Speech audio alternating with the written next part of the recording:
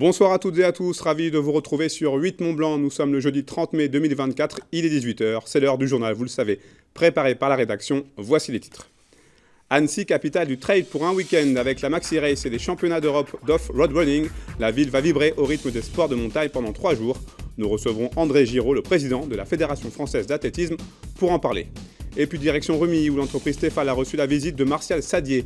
Englué dans une polémique sur les PFAS, le fabricant d'ustensiles de cuisine peut compter sur le soutien du département de la Haute-Savoie. Je vous le disais dans les titres, l'espace de 3 jours, le territoire d'Annecy va devenir la capitale mondiale du trail avec la Maxi Race et les championnats d'Europe d'off-road running. Pour en parler, nous avons l'honneur de vous recevoir. André Giraud, bonsoir. Bonsoir. Merci d'être présent sur notre plateau. Vous êtes le président de la Fédération française d'athlétisme. Avant de s'entretenir, on va regarder un sujet sur la Maxi Race, puisque les sentiers du Tour du lac d'Annecy vont donc mettre à l'honneur la course en montagne avec la Maxi Race et donc ces championnats d'Europe. En tout, ce sont plus de 7000 coureurs qui s'élanceront sur cette distance, allant de 16 à 94 km. Des trailers de l'élite mondiale seront réunis sur les différentes courses pour assurer un grand spectacle exceptionnel.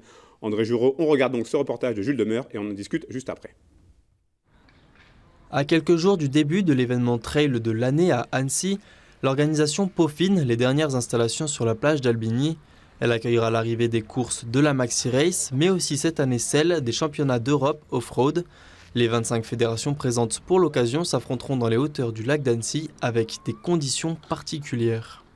C'est des parcours qui ne sont pas spécialement techniques, qui sont plutôt, on va appeler des parcours roulants, malgré l'agressivité du dénivelé, parce qu'il y a quand même du dénivelé, on monte assez haut. Je crois que la difficulté cette année, ça ne sera absolument pas la chaleur, mais paradoxalement, ça va être le terrain, puisqu'il a beaucoup plu ces derniers jours. Donc je pense que la boue risque d'être un élément peut-être imprévu pour beaucoup. Les circonstances pourraient sourire aux athlètes de l'équipe de France venus récemment en stage sur ces mêmes parcours.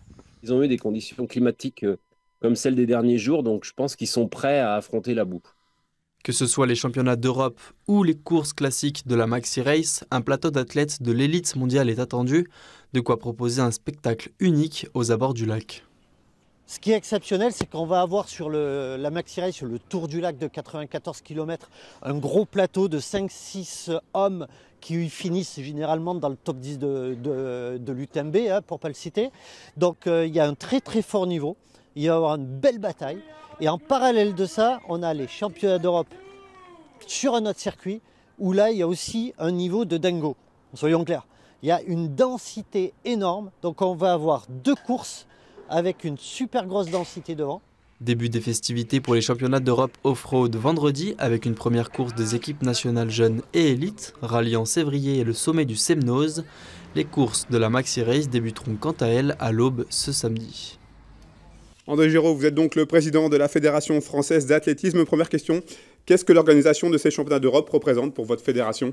C'est extrêmement important. Nous sommes à la fois honorés et fiers que la Fédération européenne nous ait confié sa 2e édition des championnats off-road. La première édition a eu lieu aux Canaries il y a 2 ans et la France avait particulièrement brillé. Nous sommes un des pays aujourd'hui en pointe, disons, leader dans le trail. Et pour nous, c'est une belle opportunité de venir sur ces terres qui sont des terres de trail depuis toujours, avec des organisateurs magnifiques, et puis un ensemble de communes qui se sont mobilisées autour. Et toutes les conditions sont réunies pour que ce championnat d'Europe soit une réussite. Ces disciplines, comme le trail ou la course en montagne, semblent connaître un vrai essor en France depuis quelques années. Comment est-ce que vous l'expliquez ? C'est une nouvelle pratique que nous avons pris en compte dès 2007. Je crois que peu de personnes sont au courant que le trail fédéral, disons le trail organisé, s'est constitué en France dès 2007. On a été la première fédération à s'intéresser à ces pratiquants et à structurer au sein de nos clubs justement la pratique du trail, mais pas seulement au sein de nos clubs, mais aussi avec des organisations, avec un circuit national. Et puis, petit à petit, d'autres pays sont venus et des championnats sont nés à ce moment-là. Et vous l'avez dit tout à l'heure, en plus les Français ont pris l'habitude de briller depuis Oui, quelques c'est années. vrai. C'est vrai qu'aujourd'hui, le fait qu'on ait très tôt, qu'on se soit intéressé à la fois donc, à cette pratique, mais que nous ayons aussi encadré un certain nombre de pratiquants, a fait que nous avons des équipes de France performantes. Comment est née l'idée d'associer cette compétition européenne à la Maxi Race, qui est devenue au fil des années une véritable institution ici à Annecy? Alors l'idée est venue du fait qu'on a déjà eu des compétitions sur ce territoire, qu'on avait des relations déjà très très bonnes avec la Maxi Race. On avait organisé en 2015 des championnats du monde, qui avaient été une réussite. Et puis le territoire se prête justement à la pratique du trail. D'ailleurs, j'en profite pour remercier à la fois le département de Haute-Savoie et le conseil régional Auvergne-Rhône-Alpes, qui apportent un fort soutien justement au développement de cette pratique et en particulier au championnat d'Europe. C'est donc pas un hasard d'avoir choisi Annecy et son territoire. Non, c'est pas un hasard, on savait où on venait, voilà. Les Jeux Olympiques de Paris 2024 débutent dans 57 jours précisément. Oui. Président, a-t-on une chance de voir le trail devenir un jour sport olympique? Alors c'est notre volonté, d'autant plus qu'il y aura en 2030 à nouveau des Jeux Olympiques d'hiver en France, et que le trail est une pratique qu'on peut proposer à tout moment de l'année. Donc nous, en tant que Fédération française d'athlétisme, on fait tout aujourd'hui pour que le trail intègre les Jeux Olympiques. Pourquoi pas les Jeux Olympiques d'hiver en 2030, ce qui permettrait d'ailleurs d'avoir plusieurs pays qui participent aux Jeux d'hiver, alors qu'aujourd'hui, il y a des pays africains, par exemple, qui sont privés de Jeux d'hiver. C'est une bonne opportunité. Nous en avons discuté avec les élus. Je pense que ça a un écho favorable. Donc maintenant, il faut qu'on travaille auprès du CIO pour faire admettre le trail dès 2030. Ça peut être un trail d'ailleurs classique, et ça peut être aussi un trail sur neige. C'est un de vos chevals de bataille Oui, c'est un de nos chevals de bataille, et on veut profiter justement de l'engouement de ce championnat d'Europe pour pouvoir promotionner et pour pouvoir être candidat en 2030, être pour la première fois le trail au JO. André Giraud, Annecy a accueilli le week-end dernier un meeting d'athlétisme d'envergure internationale. En 1987, en 1993 et en 1994, les championnats de France élite avaient lieu au Parc des Sports. Pourrait-il de nouveau se disputer à Annecy dans les années qui viennent?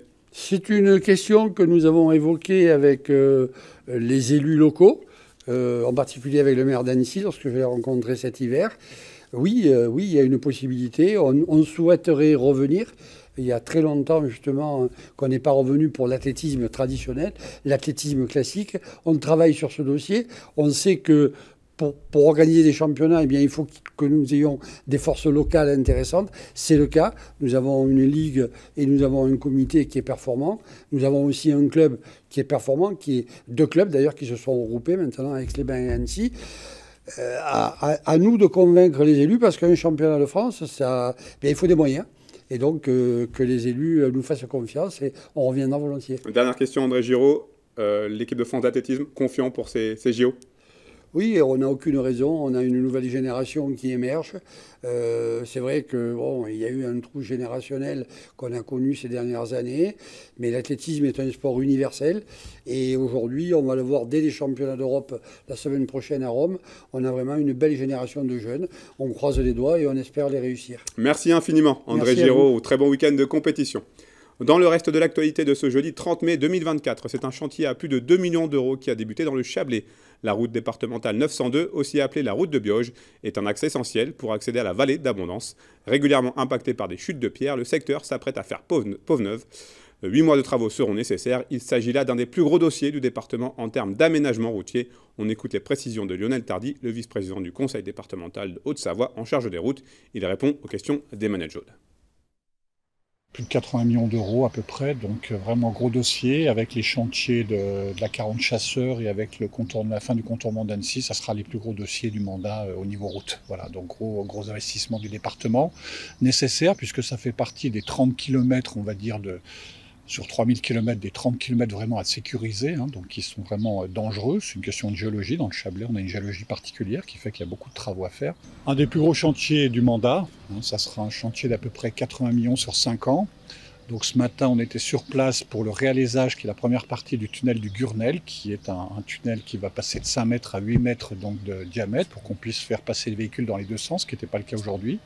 Et après, en amont et en aval de ce tunnel, on va faire plus de 540 mètres de galerie. On termine ce journal avec la visite de Martial Saddier à Tefal. Le président du département de la Haute-Savoie s'est rendu à Rumilly, au siège social, au chevet du fabricant d'ustensiles de cuisine. Une visite en forme de soutien alors que Tefal est englué dans une polémique à propos des PFAS, ces polluants éternels présents dans beaucoup de ses produits. Reportage. Bienvenue dans l'Antre de la Poêle à Rumilly, siège social de l'entreprise Tefal.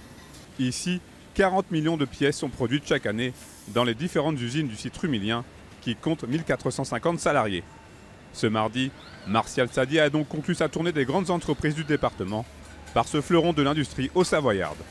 Je retrouve cet ADN de la chaîne d'assemblage. Il y a un savoir-faire, il y a une technologie, et puis 40 millions de poêles fabriqués chaque année à Rumilly. Ça fait vivre tout un secteur géographique et ça représente le leader mondial de l'ustensile de cuisine. La moitié des ustensiles de cuisine vendus en France sont fabriqués en France, alors que tous les autres ont délocalisé et la plupart sont en Chine. Pour Tefal, cette visite du président de l'exécutif départemental tombe à point nommé. Hasard ou pas du calendrier, elle est intervenue le jour même d'une autre visite symbolique à Rumilly, celle du député écologiste Nicolas Thierry, porteur du projet de loi sur les PFAS, ces polluants éternels présents dans la grande majorité des ustensiles de la marque. Cette venue de Martial Saddier peut donc logiquement s'apparenter à une vraie marque de soutien envers Tefal. Moi, je ne suis pas scientifique. D'abord, effectivement, vous avez eu raison de rappeler qu'on les connaît depuis peu de temps, parce qu'il y a peu de temps qu'on est capable technologiquement de les mesurer. Aujourd'hui, tous les instituts de recherche, indépendants, privés, sous la tutelle de l'État, internationaux, considèrent que les éléments qui sont utilisés dans cette usine ne sont pas dangereux pour la santé. Votée en avril par l'Assemblée nationale, la loi anti-PFAS ne concerne pas pour le moment les ustensiles de cuisine. Mais de son côté, le groupe SEB, propriétaire de Tefal, réfléchit toujours à des solutions alternatives. On offre aujourd'hui, au travers le PTFE, un produit qui répond aux besoins des consommateurs. On offre malgré tout d'autres produits en parallèle de nos produits PTFE, qui sont des produits céramiques, des produits inox. Et on adapte notre niveau de production en fonction des besoins des consommateurs. Et c'est aujourd'hui le PTFE qui est plébiscité par les consommateurs. Il y a toujours une forme d'inquiétude, mais on est serein sur le fait que la bonne décision sera prise parce que les explications scientifiques ont été données aux gens qui doivent prendre des décisions. Et comme ce sont des gens responsables, ils prendront les bonnes décisions. La proposition de loi visant à interdire l'utilisation des PFAS sous certaines conditions a été présentée et adoptée ce jeudi 30 mai par les sénateurs. Le combat de Tefal est donc loin d'être terminé. C'est la fin de cette édition. Merci à vous pour votre fidélité à l'information sur 8 Mont Blanc. Merci à toute l'équipe pour son aide très précieuse. Tout de suite, la météo de Thierry Paulme. Vendredi, pas de journal en plateau, mais vous retrouverez une édition tout en images. Très belle soirée sur nos antennes.